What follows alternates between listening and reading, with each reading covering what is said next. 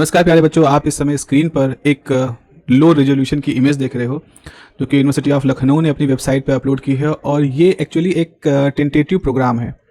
अब ये tentative programme का मतलब क्या होता है कि एक संभावित प्रोग्राम है जिसमें उन्होंने बताया है कि आपका बीएससी सेकेंड सेमेस्टर और बीए सेकेंड सेमेस्टर, जिसमें एंथ्रोपोलॉजी है, स्टैटिस्टिक्स है और मैथमेटिक्स है, जो बीए में लेते हैं, उनका ये शेड्यूल है सेकेंड सेमेस्टर में। तो आप यहाँ पर एक चीज़ देखें, फिजिक्स के, क्योंकि मैं फिजिक्स पढ़ाता हूँ तो मैं फिजिक्स की बात कर रहा हूँ। यहाँ पर आप देखो कि फिजिक्स का पेपर 7 मई को है, तो संभावित तिथि जो बताई गई है वो 7 मई है। आज आपका 20 अप्रैल है, आज 20 तारीख है। तो अगर मैं बात करूँ तो 17 दिन, मोटे मोटे तौर पर 17 दिनों के बाद 17वें दिन आपका एग्ज़ाम होने का संभावना है। और ये आपका एक ही पेपर है इस बार, तो वो होगा, और लैब की दूसरा पेपर तो लैब का होता है। अच्छा, एक बात मैं यहाँ पे बताना चाहूँ, अभी जिस तरह की तैयारियाँ चल रही हैं तो उसमें तो उन तैयारियों के आधार पर और जिन लोगों से मैं बात कर पा रहा हूँ उन लोगों की बातचीत के आधार पर लगभग 10 दिन इसमें आप 7 से लेकर के 10 दिन इसमें आप जोड़ दें।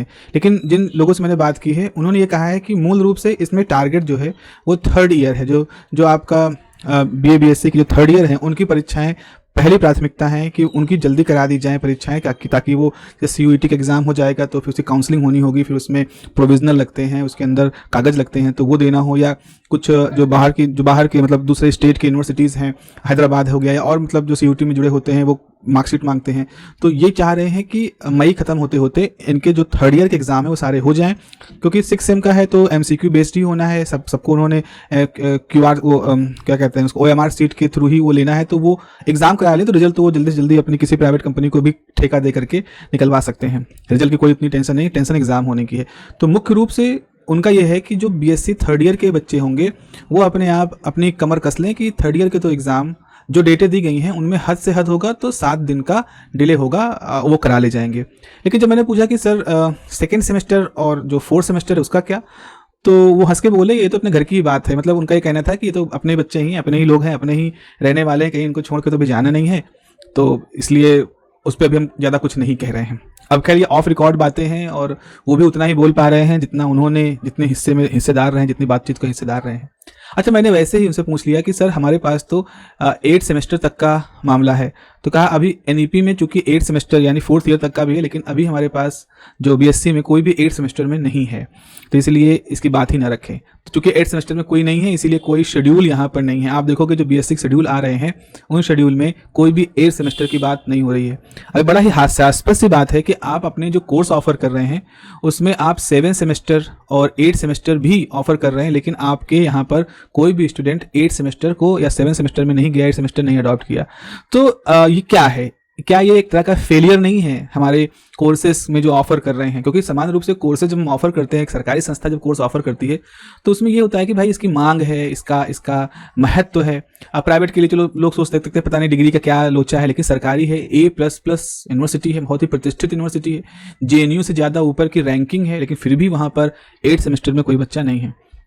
तो खैर व्यंग बहुत हो गया। अब हम बात करते हैं 7 मई को आपके फिजिक्स के पेपर का एक शेड्यूल है। ये आपका BSc सेकेंड सेमेस्टर का है, रेगुलर का है, और अगर कोई उसमें इम्प्रूवमेंट का भरना है तो इम्प्रूवमेंट वालों के लिए भी फिजिक्स की डेट वही है, 7 मई की डेट दी गई है। तो अगर हम वही बात माने, इसमें 10 दिन को और भी जोड़ भी लें, हम बहुत मैक्सिमम की बात कर रहे हैं, तो हम कह सकते हैं कि 17 मई के इर्द गिर्द हमको इस तरह की जो फाइनल शेड्यूल होगा, संभावना है उसमें 17 मई तक भी हमारी ये फिजिक्स की डेट आए। क्योंकि अभी होता क्या है कि इनमें भी पेपर जो होते हैं वो ऊपर नीचे हो सकते हैं। मतलब ये क्रम जो है इसमें भी इन सब्जेक्टों के क्रम में भी कभी कभी बदलाव हो जाते हैं। हालांकि प्रयास ये करते हैं कि सबसे लीस्ट मेहनत वाला रास्ता चुना जाए, लेकिन अड़चनें ऐसी आ जाती हैं तो उनको ये सब चेंज करने पड़ते हैं। तो फिर भी लेकिन ये लखनऊ यूनिवर्सिटी का एक तरीका है सचेत करने का। जैसे लोग होते हैं ना कि तंद्रा में चले जाते हैं, अब जो तंद्रा में चले गए, निंद्रा नहीं तंद्रा में चले गए, मतलब गलतफहमियों की दुनिया में घूम रहे हैं, सोच ही नहीं पा रहे हैं कि अभी BSc में एडमिशन लिए हैं तो कोई उसकी पढ़ाई भी करनी होती है। मेजॉरिटी की बात मैं कर रहा हूँ, बहुत सारे लोग तो कर भी रहे होते हैं, मतलब कुछ लोग तो कर ही रहे होते हैं, पूरा सेमेस्टर तैयारी कर रहे होते हैं, पढ़ाई कर रहे होते हैं, ऑनलाइन ऑफलाइन किसी तरह से। तो ये उनकी तंद्रा को तोड़ने के लिए ये एक झटका देते हैं कि वो टेंटेटिव शेड्यूल निकाल देते हैं। अब उसमें एकदम से डेट एक 2-4 हफ्ते की डाल देंगे, एकदम से घबरा जाता है। अब जब बच्चा घबरा जाता है तो भागता है, पढ़ने के लिए दौड़ता है, क्योंकि भाई एक वेबसाइट पे आ गया है तो उसको लगेगा सीरियस है, वरना अंदाजा नहीं लगा पाता है कभी कितने महीने बचे हैं, 2 महीने, 4 महीने, 6 महीने। तो ये बीएससी ये तरीका होता है, ये लखनऊ यूनिवर्सिटी का एक, मैं इसको अप्रिशिएट करता हूँ, ये उसका एक बड़ा अच्छा तरीका है। जैसे जगाने के भी तरीके होते हैं ना, घरों में आपको जगाने के कई तरीके होते हैं, भाई बड़े प्रेम से जगाए जाते हो, उठो। एक होता है लिया धाड़ से बड़ा मुंह पे, तो सारा एकदम जो ब्रेन में पहुंचने वाला खून है उसका प्रवाह एकदम से बदल गया, दक्षिण मुखी से उत्तर मुखी हो गया, तो एकदम से वो आदमी उठ के बैठ जाता है और जीवन की हकीकत को महसूस करना शुरू कर देता है। तो वैसा ही कुछ इन लोगों का भी है, they have their own method के बताने का भाई एग्जाम आ गए हैं।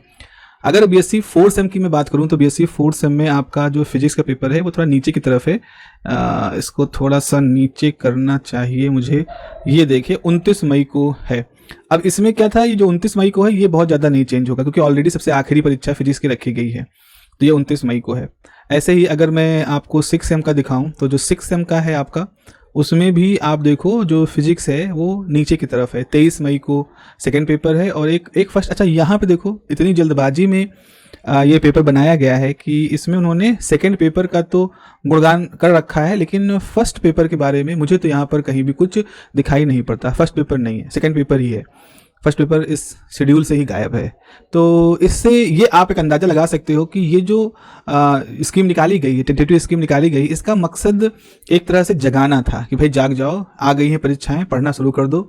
और जो पब्लिशर्स हैं उनको चेताया गया है कि भाई किताबें अपनी जो रद्दी सद्दी किताबें जो बनाते हो लोकल पब्लिशर्स, वो अपना छापना शुरू कर दो, क्योंकि बच्चों को मैंने डरा दिया है और अब मार्केट ओपन हो चुका है। अब आपकी किताबें आएंगी तो एकदम से बिकना शुरू हो जाएंगी, तो जो हमारा जैसा है हिसाब किताब बिजनेस मॉडल वो हम लोग शुरू कर दें। So this is a kind of code word, एक मोर्स कोड में ये चीज़ें हैं, और या इसको ऐसे समझ लो कि बच्चों को सचेत किया जा रहा है।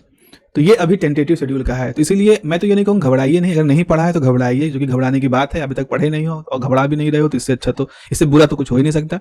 लेकिन घबरा करके आपको एकदम से हैरान नहीं होना है, पढ़ते रहो, किताबें हैं, चीज़ें इंटरनेट पे हैं, आपको थोड़ा सा सचेत होने की ज़रूरत है। तो शुभकामनाएं मेरी आपके साथ हैं, अपनी तैयारी को धार देते रहिए, अच्छे से पढ़ते रहिए, ताकि ये जो मौका मिला है आपको ग्रेजुएट होने का, ये बहुत बड़ा मौका है, बहुत सारे लोग यहाँ तक नहीं पहुँच पाते हैं, ये दुर्भाग्य की बात है।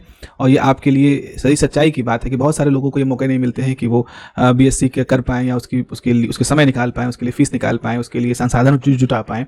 आपके पास है तो आप इसका दुरुपयोग मत करिए, इसका उपयोग करिए। मिलते हैं अगले क्लास में, जो कि किसी थ्योरी क्लास होगी हमारी, और आपसे बात करते हैं कि आगे के टॉपिक्स के बारे में। अपना ध्यान रखिए, और जब इसका एक फाइनल शेड्यूल आएगा तो मैं फिर से बात करूंगा, और मुझे पूरी उम्मीद है, पूरे अनुभव के हिसाब से बता सकता हूं कि शायद मेरी बात वो जो 10 से 7 दिन वाली हो वो भी सही हो, और जो शिफ्टिंग होती है उसका भी कुछ स्विचिंग होगा। अब अगर फिजिक्स के पेपर पीछे की तरफ आ जाते हैं तो मेरा एक और हाइपोथेसिस है इसके पीछे, वो भी मैं आपको बताऊंगा। उसमें अभी मैं उसका नाम नहीं ले पा रहा हूँ, अभी नहीं ले रहा हूँ, लेकिन वो हाइपोथेसिस है, वो मैं बताऊंगा आपको कि देखो उस हाइपोथेसिस के हिसाब से यहाँ पर फिजिक्स के पेपर नीचे की तरफ शिफ्ट किए जा रहे हैं।